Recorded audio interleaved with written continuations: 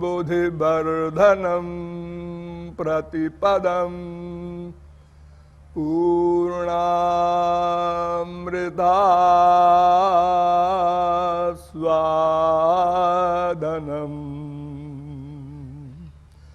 सर्वात्मस्नपनम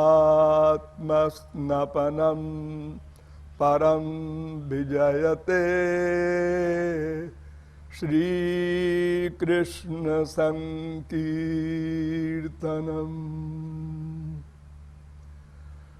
नमः कमलनाभाय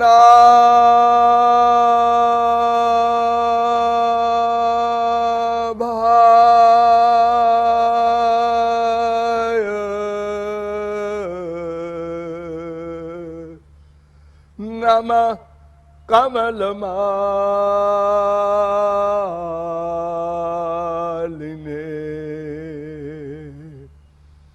नमः कमलपादाय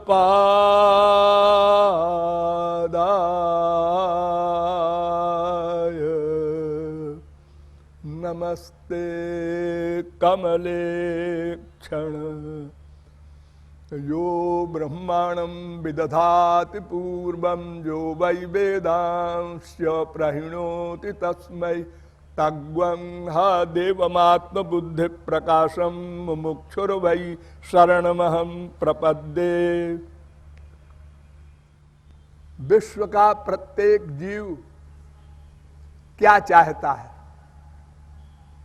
और वो कैसे मिलेगा, बस ये दो प्रश्न यदि कोई समझ ले तो इसके आगे कोई और ज्ञान नहीं है जिसको समझना पड़े। हम क्या चाहते हैं? वैसे तो आप लोग कहेंगे सबके अलग अलग चाह है, अलग अलग उद्देश्य है, अलग अलग एम है। नहीं, समस्त विश्व का समस्त जीव केवल एक वस्तु चाहता है, उसका नाम आनंद, सुख, रस, लुत्फ, हैप्पीनेस, पीस, शांति, अनेक नाम है। बस केवल एक वस्तु चाहता है। नास्तिक भी, आस्तिक भी, कीट पतंग भी और स्वर्ग के इंद्रादि देवता भी सब केवल आनंद चाहते हैं। आनंद के लिए पागल हैं, भाग रहे हैं। एक सेकंड को स्टॉपेज नहीं। नहीं कश्चित क्षणमपि जातु तिष्ठत्य कर्मकृत, ये फिलॉसफी है। कोई भी व्यक्ति एक क्षण को भी अकर्मा नहीं रह सकता, मन से कर्म करता रहता है और जो कुछ करता है केवल आनंद के लिए, केवल आनंद के लिए। रो रहा है क्यों? आनंद के लिए। हंस रहा है क्यों? आनंद के लिए।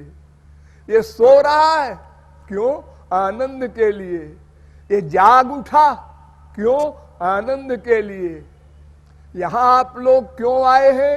आनंद के लिए। यहां से फिर आप अपने अपने घर जाएंगे क्यों? आनंद के लिए। अर्थात क्रियाएं तो विपरीत हो रही हैं, लेकिन उद्देश्य एक है, आनंद, केवल आनंद। हमारे संसार में इस समय 11 धर्म हैं। जापान में शिंतो धर्म है, चीन में 2 धर्म हैं, ताओ या लाओत्सी और दूसरा कन्फ्यूशियन। ये 3 धर्म तो बाहर हैं और 8 धर्म हमारे इंडिया में हैं। यहूदी धर्म, वैदिक धर्म, बौद्ध धर्म, जैन धर्म, पारसी धर्म, इस्लाम धर्म, क्रिश्चियन धर्म, ये सब मिलाकर 11 धर्म हैं। लेकिन 11 धर्मावलंबी केवल आनंद चाहते हैं, शांति चाहते हैं। बड़े बड़े कम्युनिस्टों के दादा क्या चाहते हो जी? शांति चाहते हैं। क्यों? इतना वैषम्य है संसार में, दो व्यक्ति की शक्ल नहीं मिलती, दो व्यक्ति का अंगूठा छाप नहीं मिलता, और ये इतनी बड़ी बात कि बिना किसी के सिखाए पढ़ाए हम केवल आनंद चाहते हैं। माया ने 84 लाख में अनंत बार घुमाया, बुद्धि को भरमाया, लेकिन आनंद का हमारा एम हमसे नहीं भूला गया। वो हमें याद है, आनंद चाहिए, आनंद चाहिए। क्यों? इसका कारण समझिए, बड़ा सीधा सा कारण है।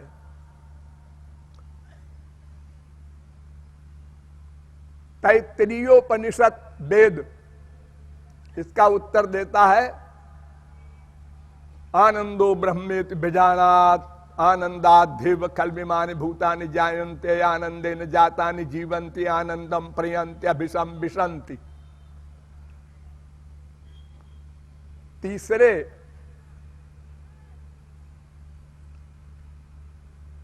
बल्ली का 6वां अनुवाक तैत्तिरीयोपनिषद। ये उपनिषद जो है, इसमें ज्ञान और उपासना इन दोनों का वर्णन है, और बाकी जो भाग है 80,000 वेद की मंत्र की ऋचाएं वो कर्मकांड की हैं। तो वेद कह रहा है, तैत्तिरीयोपनिषद कह रहा है कि भगवान का नाम दूसरा आनंद है। आनंद भगवान में है ऐसा नहीं, आनंद ही भगवान है। जैसे संसार में पानी, सलिल, जल अनेक नाम होते हैं एक सामान के, ऐसे ही भगवान का दूसरा नाम आनंद। भगवान में आनंद है ऐसा नहीं। अगर भगवान में आनंद मानोगे तो फिर भगवान आनंद रहित कोई पदार्थ है। जैसे रसगुल्ला होता है, एक गुल्ला होता है छेने का, उसमें रस भर दिया तो रसगुल्ला हो गया। तो ऐसे ही अगर भगवान में आनंद है तो फिर आनंद अलग वस्तु हो जाएगी, भगवान अलग हो जाएगा, ऐसा नहीं। वेद कहता है आनंदो ब्रह्म, आनंदो ब्रह्मणि नहीं कहता। फिर दूसरा वेद मंत्र, रसो वै सह रसग्वं हेवायं लब्धा नंदी भवति। तैत्तिरीयोपनिषद दूसरी बल्ली का 7वां अनुवाक, यानी वो रस है। यहां भी देखो, तस्मिन नहीं कहा, रसो वै तस्मिन, उसमें रस है ऐसा नहीं, वही रस है। उसको प्राप्त करके यह जीवात्मा आनंदमय हो सकता है, बस एक उपाय। तो इसका मतलब एक वो है, एक ये है जीवात्मा, नहीं एक और है। अब चलिए श्वेताश्वतरोपनिषद, सर्वाजीवे सर्वसंस्थे बृहंते अस्मिन् हंसो भ्राम्यते ब्रह्मचक्रे पृथगात्मानं प्रेरितारंच मत्वा जुष्टस्ततस्तेनामृतत्वमेति। पहले अध्याय का 6वां मंत्र, अर्थात 3 तत्व हैं, मैं, वो, ये है।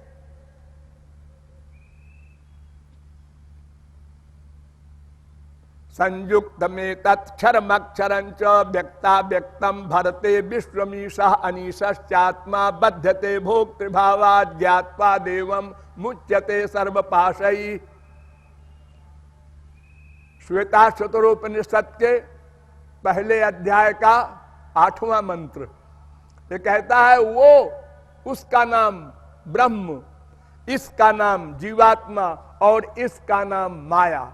ये 3 तत्व अनाद्यनंत शाश्वत सनातन है। सदा से हैं, सदा रहेंगे। इन तीनों में कोई किसी का नाश नहीं कर सकता, इम्पॉसिबल। और आगे चलिए, ज्ञाज्ञौ द्वावजा भीषणीशा बजा हे का भोक्तृभोग्यार्थ युक्ता अनंतश्चात्मा विश्वरूपो ह्यकर्ता त्रयम जदा बिंदते ब्रह्म में तत्। तीन ब्रह्म है, ब्रह्म नाम दिया तीनों का।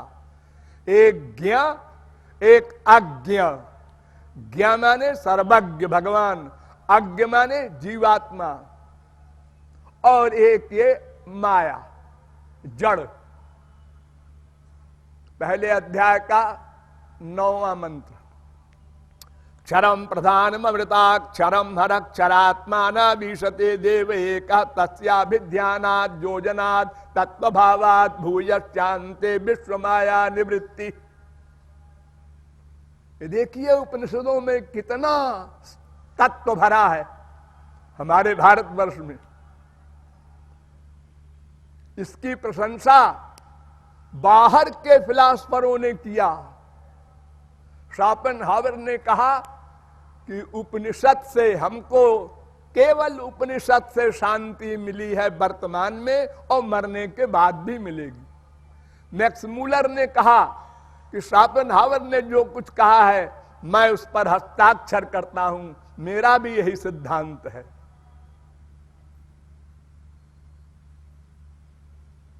जर्मनी के फेडरिक ने कहा कि उपनिषद की फिलॉसफी सूर्य है और अन्य देशों की फिलॉसफी किरण है। पॉल डायसन, बटलर, बड़े बड़े फिलॉसफर बाहर के सब दीवाने हो गए उपनिषद के, और हम भारतवर्ष वाले घबराते हैं। ये जगत गुरु जी तो वेद बोलते हैं। अरे वेद ही तो हमारी निधि है, और क्या है। वेद अनादि हैं, नित्य हैं, ये मनुष्य निर्मित नहीं है, इसलिए वहां कोई डाउट नहीं। अंतिम अथॉरिटी वेद। जितने शास्त्र, जितने पुराण, जितने धर्म ग्रंथ बने हैं सब वेद के आधार पर, वेद को कोट करके बने हैं। अगर वेद के विरुद्ध भगवान भी बोले तो हम मानने को तैयार नहीं। देखिए बुद्धावतार हुआ, भगवान का अवतार है बुद्ध जी। हम उनको नमस्कार करते हैं क्योंकि वो भगवान के अवतार हैं, लेकिन उनके सिद्धांत का बहिष्कार करते हैं। उन्होंने वेद को नहीं माना, तो वेद को जो मानता है उसी को आस्तिक कहते हैं। इसलिए घबराना नहीं है वेद से। देखो मैं वेद ही तो बोल रहा हूं, आप समझ रहे हैं। क्यों ऐसा भाव बना लिया कि बड़ा कठिन है? ऐसा कुछ नहीं है। क्षरम प्रधानम अमृताक्षरम हरक्षरात्मा न विशते देव एका।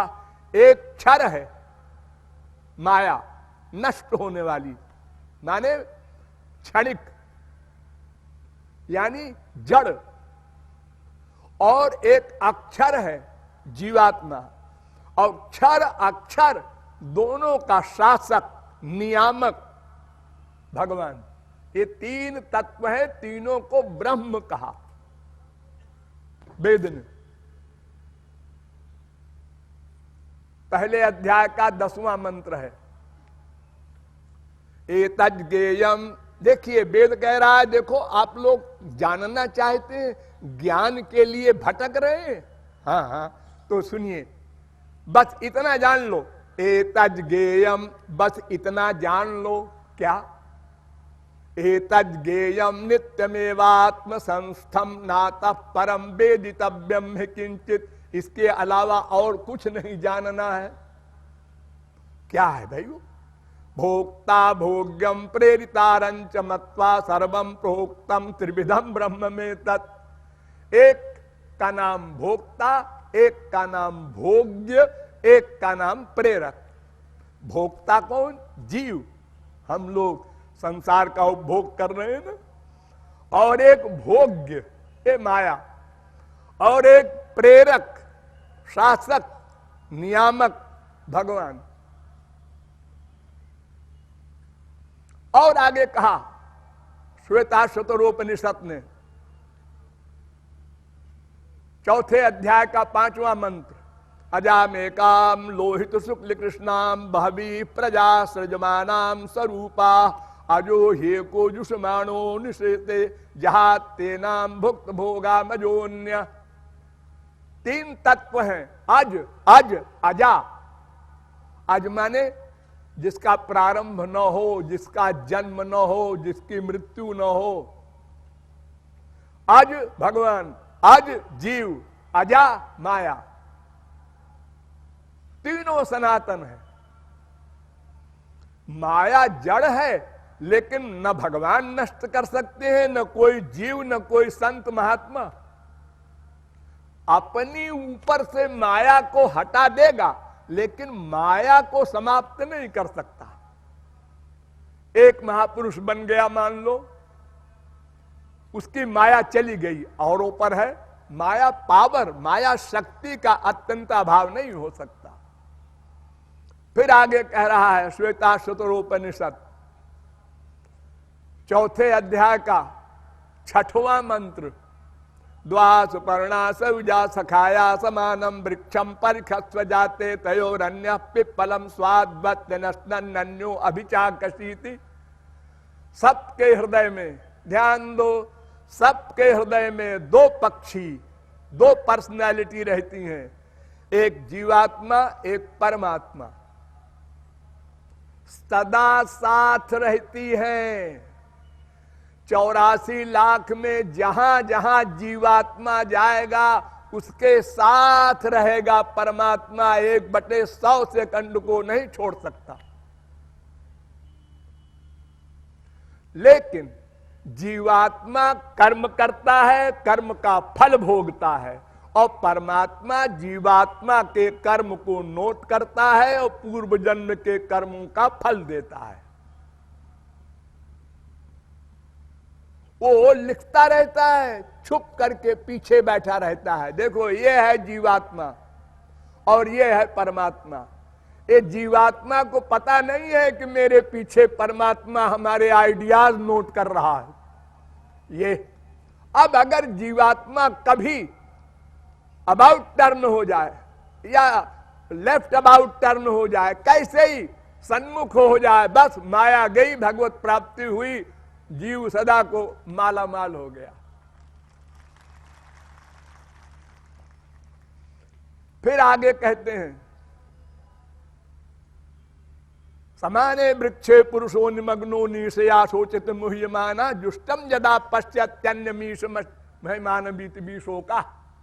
देखिए, ये वेद मंत्र कह रहा है कि जुष्टम यदा पश्यति, घूम जाए जीवात्मा, सरेंडर कर दे परमात्मा को, बहुत बीत शोक आनंदमय हो जाए। चौथे अध्याय का 7वां मंत्र फिर आगे कहते हैं, द्वे अक्षरे ब्रह्म परे त्वनन्ते विद्या विद्ये निहिते यत्र गूढ़े क्षरम तो विद्या हिमृतं तो विद्या विद्या विद्ये ईशते जस्तु सोन्य। 5वें अध्याय का पहला मंत्र श्वेताश्वतरोपनिषद। वही बात हर मंत्र कह रहा है। एक वो भगवान, एक ये है जीवात्मा, और एक ये माया। तीनों तत्व अनाद्यनंत है। माया के कारण जीव 84 लाख में घूम रहा है, दुखी है। और अगर वो भगवान को शरणागत हो जाए तो आनंद मिल जाए, क्योंकि भगवान आनंद है और ये जीव भगवान का अंश है। चिन्मात्रम श्री हरेरंशम, वेद कह रहा है। अंशो नाना व्यपदेशात, वेदांत कह रहा है। ममैवांशो जीवलोके जीवभूत सनातन, गीता कह रही है। ईश्वर अंश जीव अविनाशी, चेतन अमल सहज सुख राशि, रामायण भी यही कह रही है। तो जीव अंश है, भगवान अंशी है। किसका अंश है? आनंद का। इसलिए केवल आनंद ही चाहता है, आनंद ही चाहेगा जब तक आनंद न मिल जाए।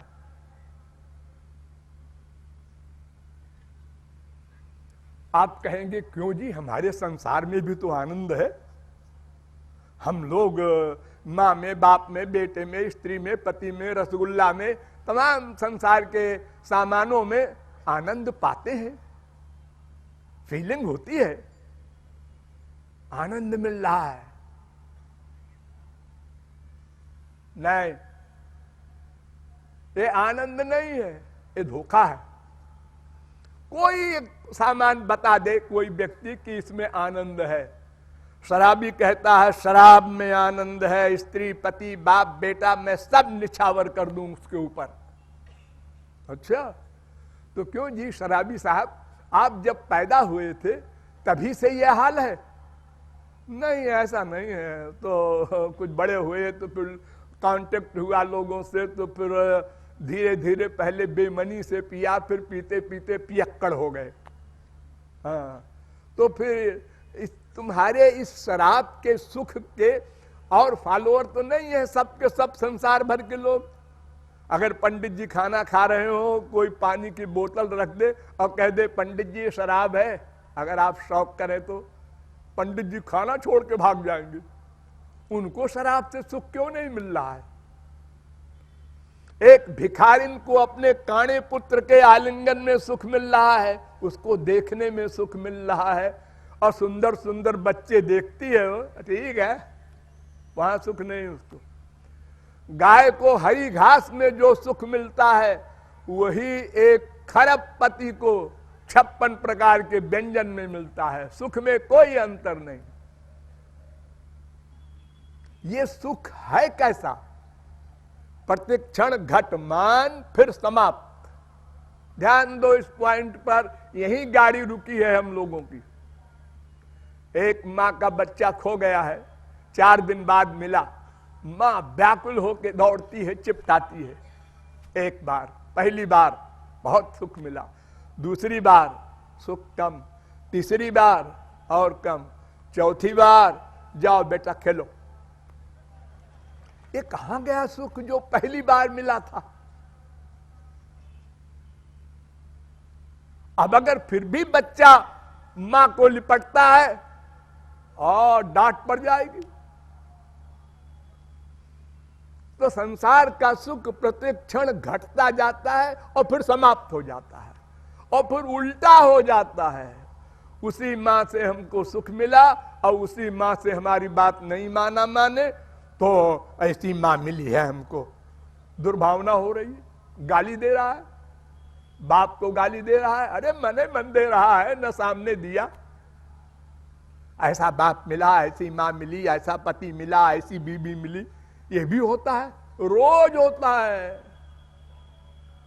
उसी से प्यार, उसी से अबाउट टर्न। तो सुख कहां उस सामान में रह गया? सुख हो तो सदा रहे। छांदोग्योपनिषद कहता है यो वै भूमा तत्सुखम। ध्यान दो, सुख उसे कहते हैं जो अनंत मात्रा का हो। नंबर 1, अनंत मात्रा माने जिससे बड़ा कोई सुख ना हो। वो स्पिरिचुअल हैप्पीनेस है, ईश्वरीय आनंद, और सदा रहे, घटे ना बढ़े, उसको आनंद कहते हैं। और संसार वाला सुख एक तो सीमित है, हम जिस सुख को पा रहे हैं उससे बड़ा सुख भी है।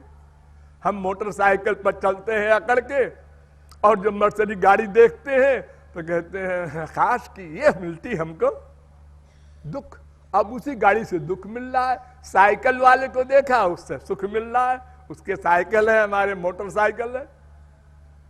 तो जिस सुख के आगे भी सुख है तो हमारा सुख बेकार हो जाता है, उसमें सुख नहीं मिल पाता। छोड़िए, अपने संसार में तो कोई सुख का सवाल ही नहीं, सब गोबर गणेश है। यहां स्वर्ग में बड़ा सुख है, सुनते हैं। हाँ, उद्दालक और यमराज का संवाद है। तो यमराज ने उद्दालक से, कठोपनिषद ने कहा, स्वर्गे लोके न भयम किंचनास्ति शोकातिगो मोदते स्वर्ग लोके। पहले अध्याय का पहली बल्ली का 12वां मंत्र है कठोपनिषद का।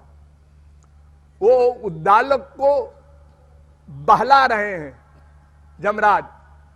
अरे उद्दालक, स्वर्ग में बड़ा सुख है, वहां शोक ओक नहीं है, वहां भूख प्यास नहीं लगती, और कोई कामना पैदा हुई तो बस मन से सोचा और पूरी हो गई।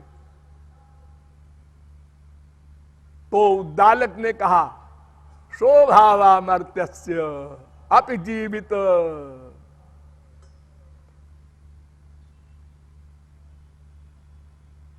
पहले अध्याय की पहली बल्ली का 16वां मंत्र,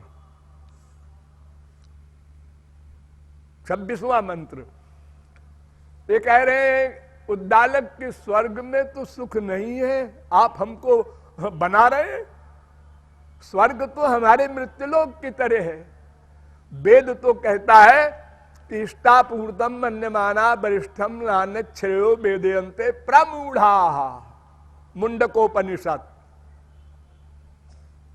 पहले मुंडक का दूसरे खंड का ये मंत्र कहता है कि जो स्वर्ग जाते हैं वो घोर मूर्ख हैं, मामूली मूर्ख नहीं। आप लोगों के पूज्य पितामह माता कोई मरती है तो आप चिट्ठी में लिखते हैं पूज्य पिताजी का स्वर्गवास हो गया। इसका मतलब आपके पूज्य पिताजी घोर मूर्ख पापात्मा थे। ये क्या सम्मान कर रहे हैं? आप जानते ही नहीं स्वर्ग में है क्या, इसलिए ऐसा लिख देते हैं।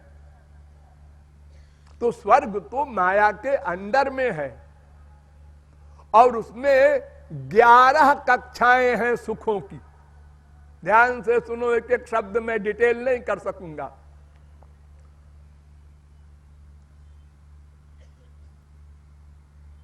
ग्यारह कक्षाएं तैत्तरीयोपनिषद में इसका वर्णन है। दूसरी बल्ली के 8वां अनुवाक, सैषानंदस्य मीमांसा भवति, वेद मंत्र है।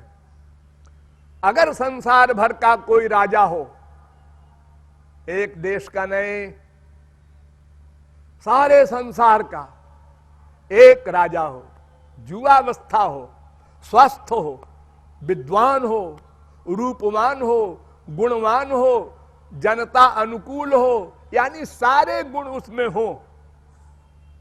आज के युग में तो हर देश के अलग अलग प्राइम मिनिस्टर, प्रेसिडेंट, राजा हैं, लेकिन प्राचीन काल में प्रियव्रत वगैरह, ध्रुव प्रहलाद वगैरह संपूर्ण विश्व के एक राजा थे। तो उस राजा को हमारे मृत्युलोक का सबसे बड़ा सुखी आदमी समझना चाहिए। वही नहीं हो सकता वर्तमान काल में। लेकिन ध्यान दीजिए, ऐसे सैकड़ों राजाओं के सुख बराबर एक मनुष्य गंधर्व के लोक के सुख के, और ऐसे सैकड़ों मनुष्य गंधर्व के लोक के सुख बराबर एक देव गंधर्व के लोक के सुख के, ऐसे सैकड़ों देव गंधर्व के लोक के सुख बराबर एक पितृलोक के सुख के, ऐसे सैकड़ों पितृलोक के सुख बराबर एक आजानज देव के सुख के, ऐसे सैकड़ों आजानज देव के सुख बराबर एक कर्म देव के सुख के, ऐसे सैकड़ों कर्म देव के सुख बराबर एक देवलोक के सुख के, ऐसे सैकड़ों देवलोक के सुख बराबर एक इंद्र के सुख के, ऐसे सैकड़ों इंद्र के सुख बराबर एक बृहस्पति के सुख के, ऐसे सैकड़ों बृहस्पति के सुख बराबर एक प्रजापति के सुख के, ऐसे सैकड़ों प्रजापति के सुख बराबर एक ब्रह्मलोक के सुख के। ये 11 कक्षाएं हैं सुख की, एक से एक बड़ी। अगर हम मनुष्य गंधर्व लोक में गए स्वर्ग में, तो आगे वाले लोक के सुख को देखकर दुखी हो जाते हैं। जैसे यहां हम लखपति हैं, करोड़पति को देख करके कैसा चल रहा करके हम दुखी हो जाते हैं। ऐसे ही स्वर्ग में है, वहां भी अशांति, अतृप्ति, माया का आधिपत्य, काम, क्रोध, लोभ, मोह, सब बीमारी वहां भी है। और क्षीणे पुण्य मर्तलोकम विशंति। जब आपका पुण्य समाप्त हो गया, 1000 साल के लिए मान लो आप स्वर्ग गए, तो 1000 साल के बाद फिर कुत्ते, बिल्ली, गधे की योनियों में पटक दिए गए। मनुष्य में योनि भी नहीं मिलती। ऐसे स्वर्ग जाने वाले के लिए वेद कहता है प्रमूढ़ा। वो घोर मूर्ख है जो स्वर्ग के लिए यज्ञादिक करके, साधना करके इतना परिश्रम करते हैं।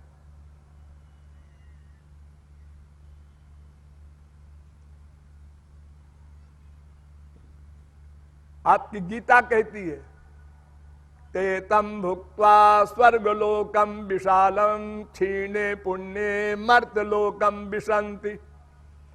वो विशाल स्वर्गलोक का सुख भोग करके फिर चला आता है मृत्युलोक में। जैसे कोई minister, prime minister, chief minister हुआ और फिर उसके बाद वो उसकी सीट छिन गई, तो कितना दुखी होता रहता है वो। कब आएगा वो चांस, आएगा कि नहीं आएगा। ऐसे ही स्वर्ग से गिरने के बाद होता है हाल जीवों का।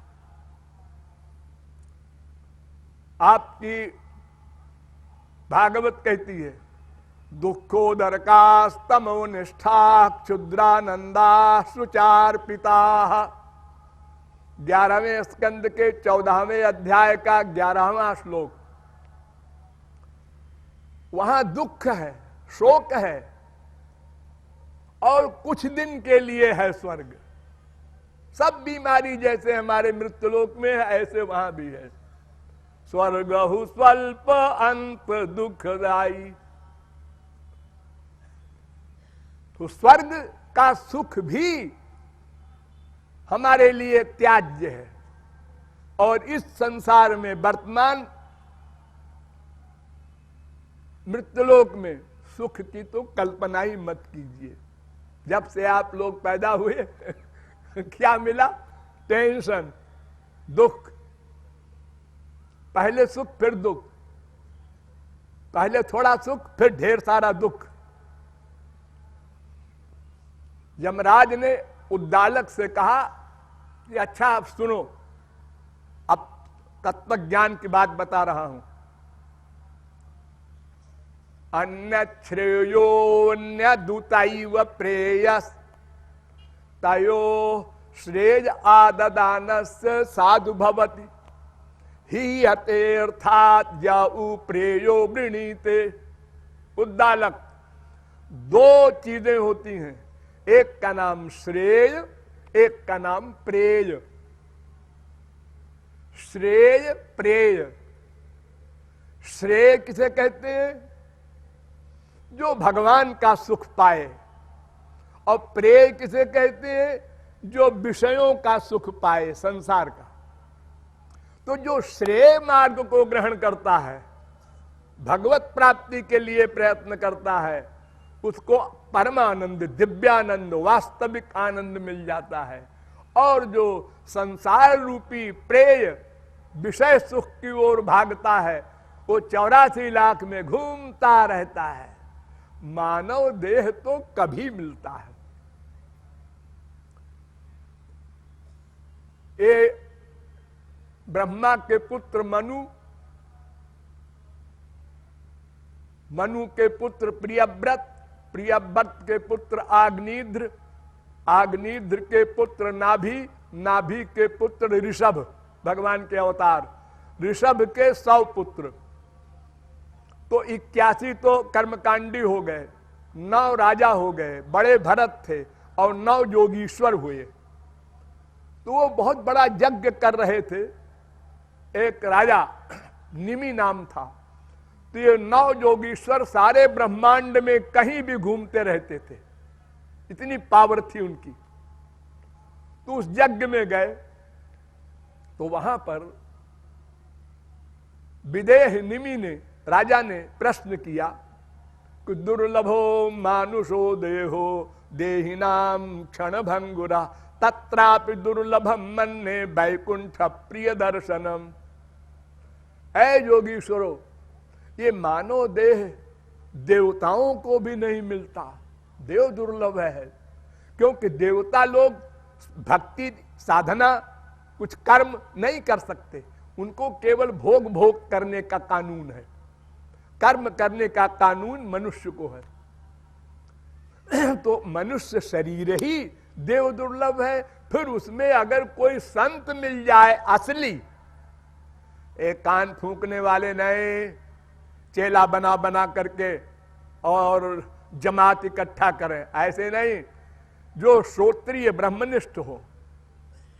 वेद कह रहा है तद विज्ञानार्थम स गुरुमेवाभिगच्छेत समित पाणी श्रोत्रियम ब्रह्मनिष्ठम। ऐसा गुरु होना चाहिए, वो श्रोत्रिय भी हो, शास्त्र वेद का ज्ञाता भी हो और प्रैक्टिकल मैन भी हो, भगवान से मिला हो, अनुभव हो। मुंडकोपनिषद पहला मुंडक का दूसरे खंड का 12वां मंत्र है। भागवत भी यही कहती है, तस्मात् गुरुम प्रपद्येत जिज्ञासु श्रेय उत्तमम शाब्दे परे च निष्णातम ब्रह्मण्युपसमाश्रयम। शब्द ब्रह्म माने थ्योरिटिकल मैन और पर ब्रह्म माने प्रैक्टिकल मैन भी हो, ऐसा गुरु अगर मिल जाए और तुम शरणागत हो जाओ तो बात बन जाए, अन्यथा इम्पॉसिबल।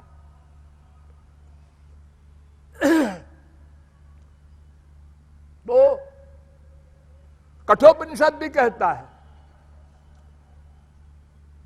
उत्तिष्ठत जाग्रत प्राप्य वरान निबोधत। आए मनुष्यो, उठो, जागो और महापुरुष के पास, गुरु के पास जाओ, उससे तत्व ज्ञान प्राप्त करके साधना करो और भगवत प्राप्ति करो। पहले अध्याय के दूसरी बल्ली का तीसरी बल्ली का 14वां मंत्र है।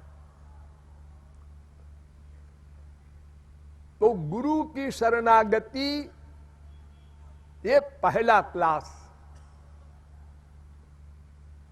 इसके बिना काम नहीं बनेगा। क्योंकि तत्वदर्शी वही है, वही तुमको बताएंगे तुम्हारे क्लास के अनुसार तुमको क्या करना है।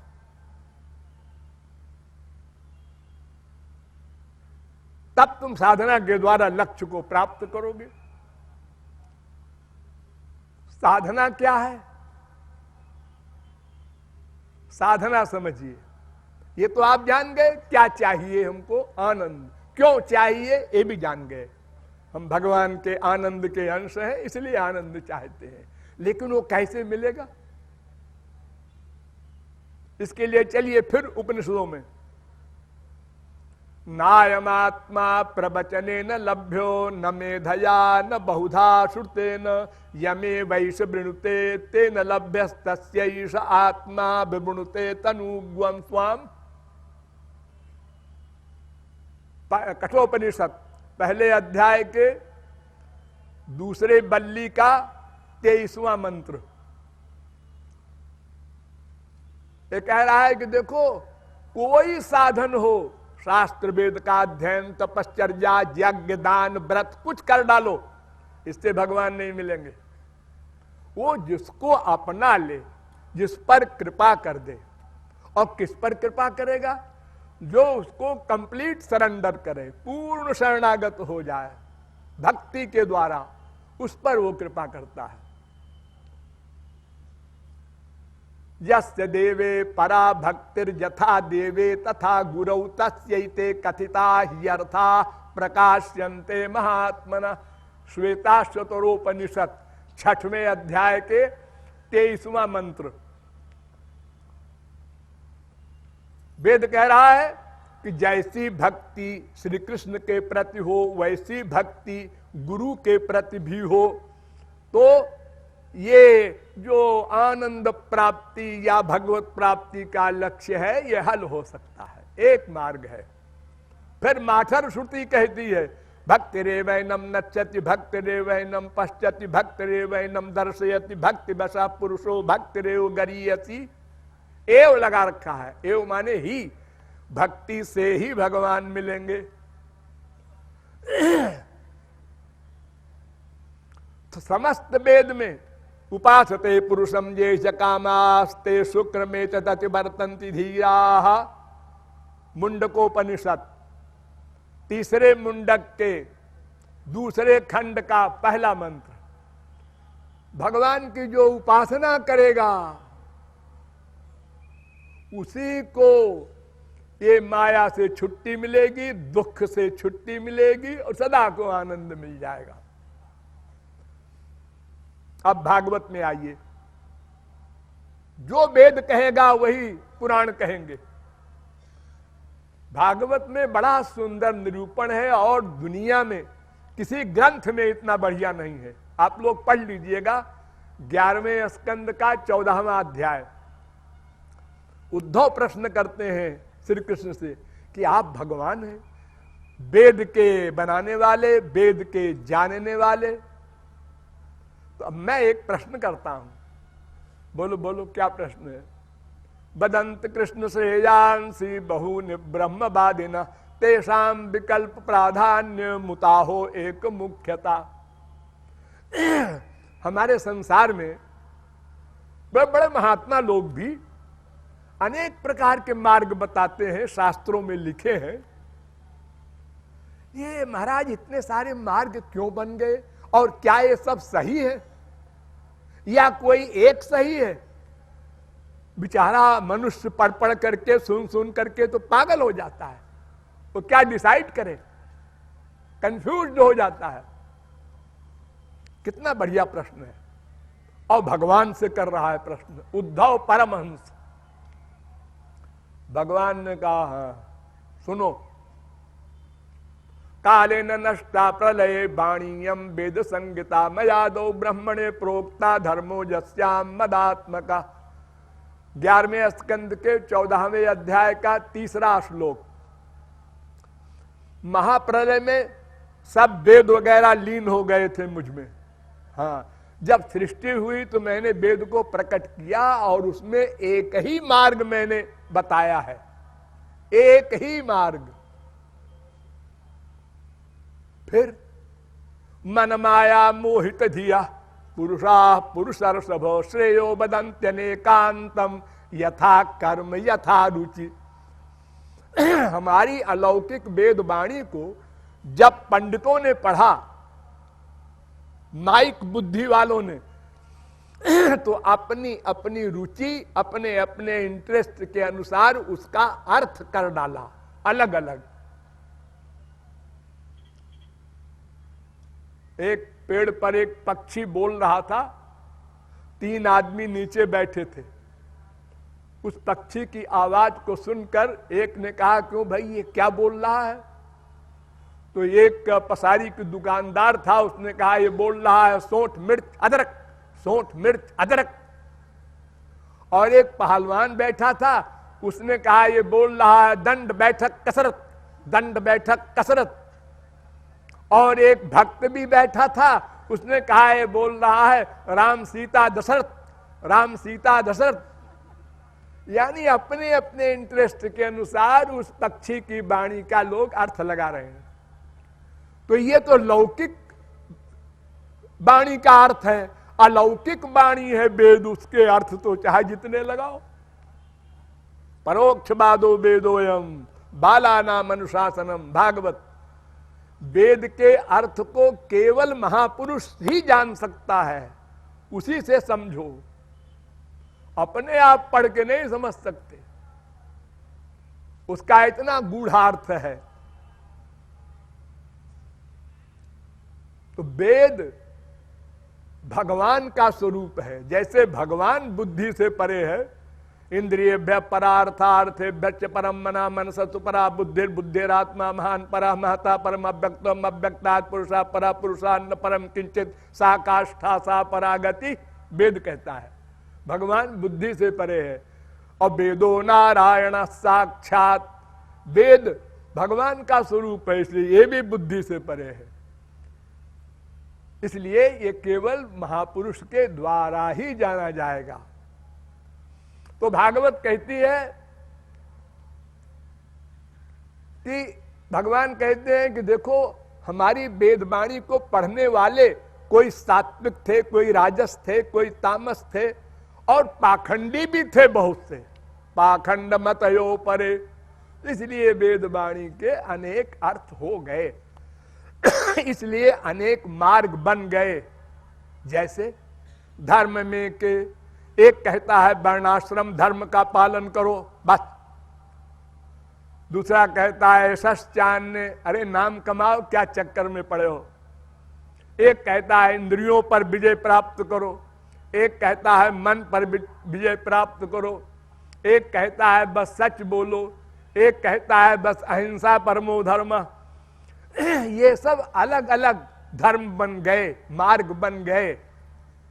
उसका कारण मैंने बता दिया उद्धव। हाँ, लेकिन आद्यंतवंत ए वैशाम लोका कर्म विनिर्मता दुखोदर का तमो निष्ठा क्षुद्रानंदा सुचार्पिता। भागवत 11वें स्कंद के 14वें अध्याय का 11वां श्लोक। ये जितने मार्ग बने हैं उद्धव, इनका जो फल है वो सब माइक स्वर्ग देने वाला, दुख युक्त आनंद नहीं मिलेगा, दुख निवृत्ति भी नहीं होगी, 84 लाख का चक्कर भी समाप्त नहीं होगा, त्रिताप भी नष्ट नहीं होगा। ये 3 प्रकार के ताप में हम लोग तप रहे हैं ना, आध्यात्मिक, आधि भौतिक, आधि दैविक। तो फिर क्या करें महाराज? हाँ, ऐसा पूछो। भक्त्या हमें कया ग्राह्य श्रद्धयात्मा प्रिय सताम भक्ति पुनाति मनिष्ठा। केवल भक्ति, एकया शब्द लिखा है भागवत में, केवल भक्ति से ही मैं प्राप्त हो सकता हूं, और कोई मार्ग नहीं है। और सब मार्ग स्वर्ग तक ले जाएंगे और फिर वहां से लौट करके मृत्युलोक में आएगा। और हीन तरम्बा विसंति, वेद कहता है मनुष्य शरीर भी छिन जाएगा। कर्म, ज्ञान, भक्ति, ये 3 मार्ग बताए गए हैं वेद में। कांडत्रयात्मको वेदा।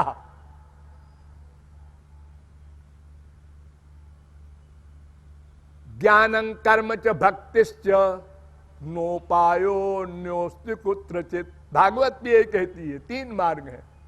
11वें स्कंद के 20वें अध्याय का 6वां श्लोक। कर्म, ज्ञान, भक्ति। लेकिन कर्म से स्वर्ग मिलेगा, ज्ञान से अज्ञान मिटेगा, माया नहीं जाएगी।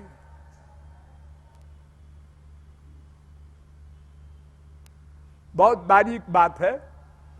ये 2 प्रकार की माया होती है, एक विद्या, एक अविद्या। तो अविद्या माया तो ज्ञानी की चली जाती है, विद्या माया नहीं जा सकती। एक होती है स्वरूपाबरिका माया और एक होती है गुणाबरिका माया। तो स्वरूपाबरिका माया तो चली जाएगी ज्ञानी की, गुणाबरिका माया नहीं जाएगी। ये भगवान का चैलेंज है। दैवी हेषा गुणमयी मम माया दुरत्यया मामेव जे प्रपद्यन्ते माया मेताम तरन्ति ते। ये मेरी माया है, मेरी, श्री कृष्ण कह रहे हैं। इसको मेरे सिवा कोई नहीं जीत सकता। हां, मैं जिसके लिए इशारा कर दूं माया से, छोड़ दे, वो बस माया से बरी हो सकता है। और मैं किसके लिए इशारा करूंगा? मामेव जे प्रपद्यन्ते, जो केवल मेरी ही शरण में आएगा। 7वें अध्याय का 14वां श्लोक, केवल मेरी शरण में आएगा। तो ज्ञानी तो शरण में आता नहीं सगुण साकार भगवान के, वो तो निराकार ब्रह्म का उपासक है, और निराकार ब्रह्म कुछ करता नहीं, वो कृपा कैसे करेगा? तो कृपा के लिए तो उसको सगुण साकार भगवान के पास भक्ति करनी पड़ेगी, तब गुणावरिका माया जाएगी, विद्या माया जाएगी। अन्यथा ये नेरविंदाक्ष विमुक्त मानिनस त्वयि हस्त भावाद विशुद्ध बुद्धया आरुह्य कृच्छ्रेण परम पदम ततः पतन्त्यधोना धृत युष्मदंघ्रया। वो परम पद पर पहुंचकर और फिर उसका पतन हो जाएगा। ज्ञानम क्षरति, मनु जी भी यही कहते हैं, जीवन मुक्ता अपि पुनर्बंधनम जानति कर्म भी, फिर उसको बंधन हो जाएगा। उदाहरण जड़ भरत, जीवन मुक्त ब्रह्मज्ञानी, एक हिरनी के बच्चे में अटैचमेंट हो गया, मरने के बाद हिरन बनना पड़ा। जब ब्रह्मज्ञानियों का ये हाल है तो औरों की कौन कहे? जहां आपके मन का अटैचमेंट होगा मरते समय, ध्यान दो, मरते समय जिसका चिंतन आप करेंगे, बेटे का, बीबी का, पति का, किसी का, बस मरने के बाद वही मिलेगा। वो गधा बनेगा, तुम भी गधा बनोगे। वो जहां जाएगा तुम भी वहीं जाओगे। इसीलिए वेद कहता है, उद्यानम ते पुरुष नावजानम, सदा भगवान का स्मरण करते रहो। किस क्षण में तुम्हारा शरीर छूट जाए तो भगवान का स्मरण उस समय में रहेगा, तो भगवान के लोक में जाओगे। ये बड़ी सीधी सी फिलॉसफी आप लोग समझिए कि यान्ति देवव्रता देवान पितॄन जानति पितृव्रता भूतानि जानति भूतेज्या और मग भक्ता जानति मामपि। बड़ी सीधी सी फिलॉसफी है हमारे सनातन धर्म में। तुम जिसकी भक्ति करोगे, जिससे प्रेम करोगे, उसी को प्राप्त हो जाओगे। 9वें अध्याय का 25वां श्लोक, सात्विक देवताओं के प्यार करोगे, स्वर्ग जाओ और फिर लौट के आओ। राजस व्यक्ति से प्यार करोगे, मृत्युलोक में आओ। तमोगुणी व्यक्ति से प्यार करोगे, नरक में जाओ, 84 लाख में घूमो। वो तुम्हारा बाप हो, मां हो, भाई हो, कोई हो, रिलेटिव से कोई मतलब नहीं, कोई रिश्ता हो, वो कैसा है जिससे प्यार कर रहे हो, बस उसी की प्राप्ति होगी। बहुत सीधी सी बात है। तो इस प्रकार केवल भक्ति से ही हमारा काम बनेगा। गीता ले लो, भक्त्या त्वनन्यया शक्य अहमेवं विधोर्जुन। अर्जुन, मैं भक्ति से ही दिखाई पड़ूंगा, या मुझको जानना चाहे तो, या मुझ में लीन होना चाहे, तीनों काम के लिए एक भक्ति ही है। नाहम वेदैर न तपसा न दानेन न चेज्जया। 11वें अध्याय का 54वां श्लोक है ये, केवल भक्ति। अरे गीता का एंड देखो ना, गधा भी समझ जाए। 18वें अध्याय के आखिर में भगवान चैलेंज करते हैं अर्जुन को, सर्वगुह्यतमं भूय शृणु में परमं बचा इष्टोसी में।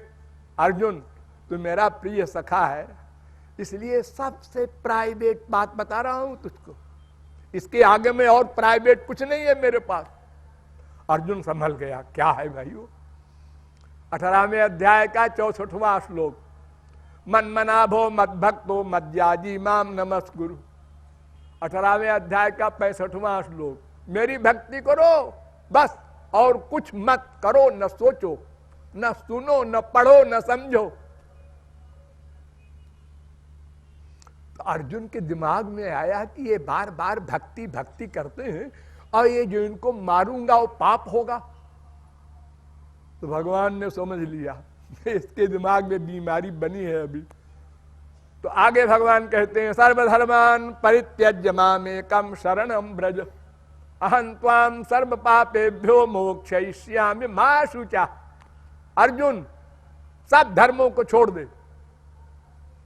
और तू सोचता है पाप लगेगा धर्म छोड़ने से? अगर मेरी शरण में ना आवे और धर्म छोड़े तब पाप लगता है। मेरी शरण में आने के लिए तो धर्म छोड़ना ही पड़ेगा, क्योंकि अनन्य भक्ति करने का हमारा नियम है। तो मैं सब पापों से छुड़ा लूंगा। अरे मैं तो पाप पुण्य का दंड फल देने वाला हूं, तू क्यों चिंता करता है? तो अर्जुन ने कहा अब समझ में आया। तो फिर पूछा भगवान ने कच्चिद अज्ञान सम्मोहाप नष्टस्तव धनंजय, तुम्हारा ज्ञान नष्ट हो गया? तो अर्जुन कहता है नष्टो मोह स्मृति लब्धा त्वत्प्रसादान मयाच्युत। हाँ महाराज, आपकी कृपा से अज्ञान चला गया। यानी केवल भक्ति सारी गीता में और भागवत में मैंने बताई दिया। अब रामायण भी समझ लो। बाई मथे बरु होई घृत सिकता ते बरु तेल बिनु हरि भजन न भव तरिय यह सिद्धांत अपेल। चैलेंज कर रहे हैं तुलसीदास जी महाराज। बालू से तेल निकल आवे, पानी से घी निकल आवे, लेकिन बिना भक्ति के मुक्ति तक नहीं हो सकती। भगवत प्राप्ति तो बहुत दूर है। कोई मार्ग नहीं है। मिलहि न रघुपति बिनु अनुरागा किए जोग जप ज्ञान विरागा। योग करने वाले, ज्ञान करने वाले, ये बड़े बड़े जो साधक हैं हजारों जन्मों में जिन्होंने साधना की है, तो माया से उत्तीर्ण नहीं हो सकते। साधक सिद्ध विमुक्त उदासी, विमुक्त भी नहीं मुक्त हो सकता। ये देखो अंधेर यानी वो स्वरूपा बरिका माया तो चली गई, वो समझता है मैं विमुक्त हो गया, लेकिन गुणा बरिका माया जो भगवान की है वो नहीं जा सकती। तो साधक सिद्ध विमुक्त उदासी कवि कोविद कृतज्ञ सन्यासी योगी शूर सुतापस ज्ञानी धर्म निरत पंडित विज्ञानी ताराई ना बिनु से ये मम स्वामी राम नमामि नमामि नमामि। भागवत के प्रारंभ में एक बड़ा सुंदर प्रश्न किया गया है। पुंसा में कांत श्रेयस तन में संसितुमर्हति। सूत जी से शौनकादिक परमहंस प्रश्न करते हैं, ऐसा मार्ग बताइए महाराज जो कलयुग के जीवों के योग्य हो।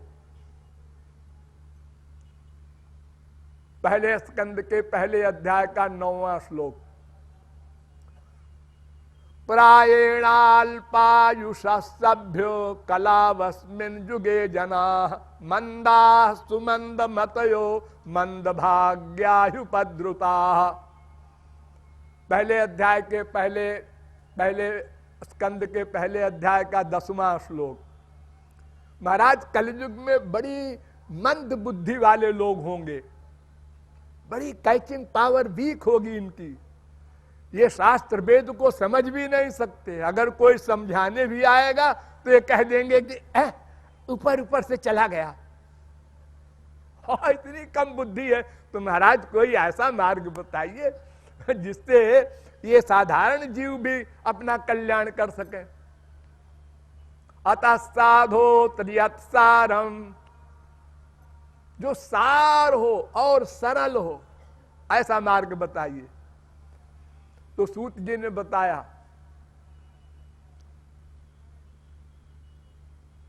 एक ही धर्म है। धर्म माने धारण करने योग्य। सवै पुंसाम परो धर्मो यतो भक्ति रधोक्षजे। अधोक्षज माने श्री कृष्ण में जिसकी अनन्य भक्ति हो, बस वही एक धर्म है, वही एक कर्तव्य है, बस और कोई मार्ग नहीं ना।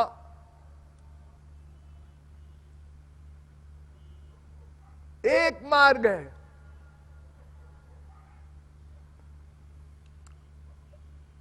सुखदेव परमहंस पूछते हैं, परीक्षित पूछते हैं सुखदेव परमहंस से, महाराज मैं मरने वाला हूं 7 दिन में, यत् श्रोतव्य मथो जप्यम यत् कर्तव्यम निर्भि प्रभो स्मर्तव्यम भजनीयम वा ब्रूहि यद वा विपर्जयम। पहले स्कंद के 19वें अध्याय का 38वां श्लोक। महाराज क्या साधन करें हम, जल्दी से काम हो जाए हमारा। तो सुखदेव परमहंस ने उत्तर दिया, तस्मात् भारत सर्वात्मा भगवान ईश्वरो हरि श्रोतव्य कीर्तितव्य स्मर्तव्य चेच्छता भयम। 3 काम करना है, श्रवण कीर्तन स्मरण। इस पर ध्यान दीजिए।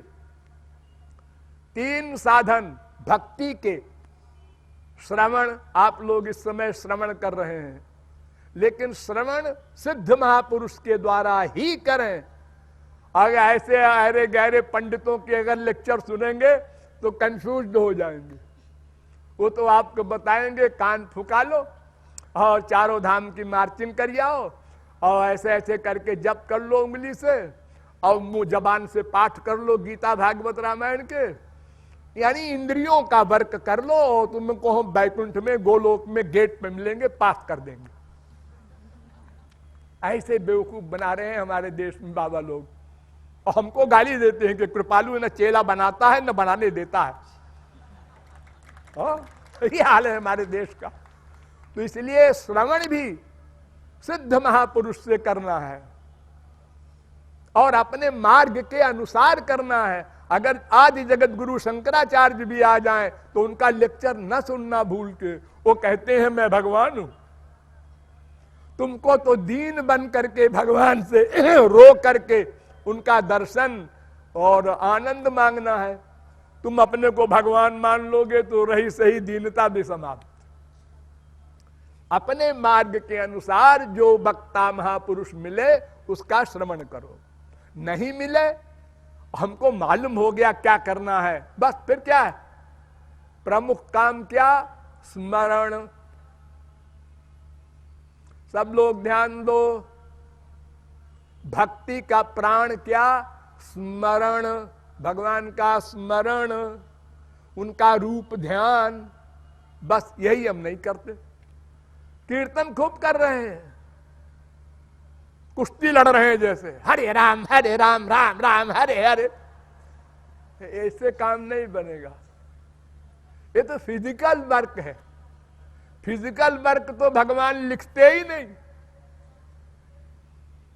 वो तो तुम्हारे हृदय को देखते हैं। तुम्हारे मन का अटैचमेंट कहां है, माँ में, बाप में, बेटे में, बीबी में, पति में, और मुंह से क्या बोल रहे हो, हरे रामा। तो जहां अटैचमेंट है मरने के बाद उसी का फल मिलेगा। इसलिए स्मरण सबसे पहले। क्यों? इसलिए कि मनयो मनुष्याणाम कारणम बंध मोक्षयो। वेद कह रहा है, ब्रह्म बिंदु उपनिषद, नारद पुराण भी यही कह रहा है, मनयो मनुष्याणाम कारणम बंध मोक्षयो। पंचदशी भी यही कह रही है, मनयो मनुष्याणाम कारणम बंध मोक्षयो। मन ही बंधन और मोक्ष का कारण है। बंधन है संसार का, वो भी मन का। वैराग्य होगा, वो भी मन का होना चाहिए। जंगल में जाके बैठ गए और चिंतन कर रहा है संसार का, ये वैराग्य नहीं। मन का अटैचमेंट भगवान में हो, बस उसी का नाम भक्ति। आप एक बार राम श्याम भी न कहें, भगवत प्राप्ति हो जाएगी। लेकिन रोकर उनका ध्यान करके, रोकर उनसे उनका दर्शन मांगो, निष्काम प्रेम मांगो। संसार नहीं मांगना, मोक्ष नहीं मांगना, केवल उनका दर्शन, उनका प्यार, उनकी सेवा, यही भावना रख करके उनकी उपासना करना है। हमारे देश में करोड़ों लोग उपासना करते हुए दिखाई पड़ते हैं, लेकिन साहब सकाम भागे जा रहे हैं, वैष्णो देवी भागे जा रहे हैं, हनुमान जी के मंदिर, दुर्गा जी के मंदिर। क्या है भाई, वो ऐसा है कि हमारा बेटा बहुत सीरियस है, तो वो सच्ची देवी है, सच्चे देवता है। सच्ची देवी तो क्या करेंगी, वो बचा लेंगी।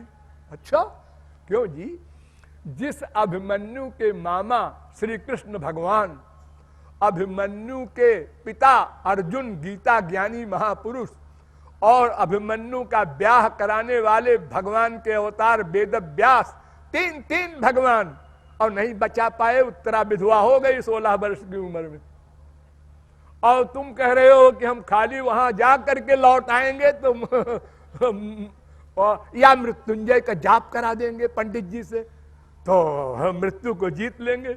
अरे मृत्यु को तो नहीं जीत सके बड़े बड़े महापुरुष भी, तो पंडित जी क्या जिताएंगे तुमको धोखा है।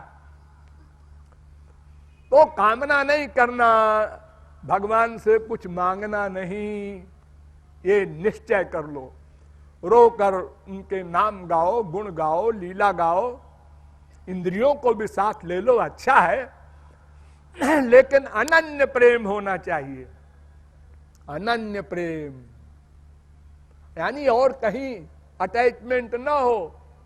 इधर भी प्यार है, इधर भी है, लड़की विदा हुई, उधर भी आंसू बह गए, और गुरु जी विदा हुए, वहां भी 2 आंसू, ये सब क्या है। जिस मन से शुद्ध भगवान और गुरु का स्मरण किया, उस मन से संसार का स्मरण नहीं करना है, अटैचमेंट नहीं करना है। ड्यूटी करो, अटैचमेंट न करो, प्यार न करो, ड्यूटी करो। तो इस प्रकार भगवान का रूप ध्यान करते हुए, रोकर, आंसू बहाकर, बिना किसी कामना के उनसे उनका दर्शन, उनका प्रेम, उनकी सेवा मांगो, तो अंतःकरण शुद्ध हो जाएगा। ध्यान दो, जब अंतःकरण शुद्ध हो जाएगा तो गुरु के द्वारा स्वरूप शक्ति मिलेगी। एक अलौकिक शक्ति होती है भगवान की, वो स्वरूप शक्ति आपकी इंद्रिय, मन, बुद्धि सबको दिव्य बना देगी। तब ये इस इंद्रिय, मन, बुद्धि से भगवान का आप आनंद ले सकेंगे। इन आंखों से भगवान का आनंद नहीं मिलेगा। बहुत बार देखा है आप लोगों ने राम को, कृष्ण को, अनंत बार, लेकिन देखने समय क्या कहा आपने, ये कौन है, श्री कृष्ण है। अरे बड़ा लफंगा है, तो लड़कियों के पीछे घूमता रहता है। उस समय आपने ये कहा, क्योंकि आपकी तो माइक बुद्धि है ना, आपकी आंख में जो चश्मा लगा है उसी से आप सबको एक सा देखते हैं। जाकी रही भावना जैसी, प्रभु मूर्ति देखी तिन तैसी। इसलिए जब तक अंतःकरण शुद्ध न हो और गुरु द्वारा दिव्य शक्ति न मिले, तब तक भगवान न मिले अच्छा है। क्योंकि अगर वो मिल जाएंगे तो भगवान के रूप में तो दिखाई नहीं पड़ेंगे, और हमारी बुद्धि उनके प्रति निकृष्ट हो जाएगी। इसलिए साधना के द्वारा हमें आगे बढ़ना है, अनन्य भाव रखना है, अन्य में प्रेम न हो, केवल श्री कृष्ण में प्रेम हो। और जितने भगवान के अवतार भी हैं या संत हैं, सब उन्हीं के अंतर्गत मान लो। केवल राधा कृष्ण और गुरु, बस इतने को लेकर के चलो, और सदा सर्वत्र उनको महसूस करो। ये बड़ी कमी है आप लोगों में। 1 घंटा 2 घंटा मान लो आप पूजा पाठ करते हैं, गलत सही जो कुछ, बाकी टाइम में एकदम भूल जाते हैं। वो हमारे अंदर बैठे हैं, अरे वेद कह रहा है, बैठे हैं, लेकिन हम अपनी प्राइवेसी चलाते रहते हैं। तो हमारी प्राइवेसी जब चलेगी तो इसका मतलब हम भूल गए कि हमारे अंदर बैठे, नास्तिक हो गए। अगर हम सदा ये रियलाइज करें वो हमारे अंदर बैठे हैं तो अपराध नहीं कर सकते। देखो, मनुष्य के सामने हम अपराध नहीं करते, अंदर तो करते हैं, बाहर नहीं करते। उसके पर्स में 1 लाख रखा है, सामने पर्स है, मुझे पता है 1 लाख है इसमें, लेकिन अगर मैं उठाऊंगा तो पिट जाऊंगा, रहने दो। सब चले गए, वो भूल गया पर्स, अब उठा लो, 1 लाख मिल गया। यानी मनुष्य से डर के तो हमने पाप नहीं किया, नहीं उठाया, और भगवान का कोई डर नहीं। अरे भगवान कहाँ है? अरे तुम तो कह रहे थे अंदर भी है, सर्वव्यापक भी है। हाँ है तो, लेकिन ऐसा है कि उस समय हम भूल जाते हैं। तो तुम नास्तिक हो गए। फिर 1 घंटे को आस्तिक बने और 23 घंटे को नास्तिक बने, तो तुमको परिणाम क्या मिलेगा? इसलिए हर समय हमको अभ्यास करना है। वो हमारे साथ है, वो हमारे साथ है, हाँ साथ है। जैसे किसी के बैंक में 1 अरब रुपया जमा हो तो यूं चलता है, 1 अरब है, ऐसे ही हमारे अंतःकरण में अनंत कोटि ब्रह्मांड नायक, सर्वदृष्टा, सर्वनियंता, सर्वसाक्षी, सर्वसुरत, सर्वेश्वर, सर्वशक्तिमान भगवान बैठे हैं। अब मेरे बराबर कौन है धनी? इसी आनंद में फूले रहो, सदा उनको अपने साथ मानो। ऐसा करने से अंतःकरण शुद्ध होगा। फिर अंतःकरण शुद्धि के बाद आपका कोई काम नहीं, फिर गुरु और भगवान का काम है, आगे वो अपना करेंगे, उन पर छोड़ दो, शेष फिर कभी। बोलिए वृंदावन बिहारी लाल की जय।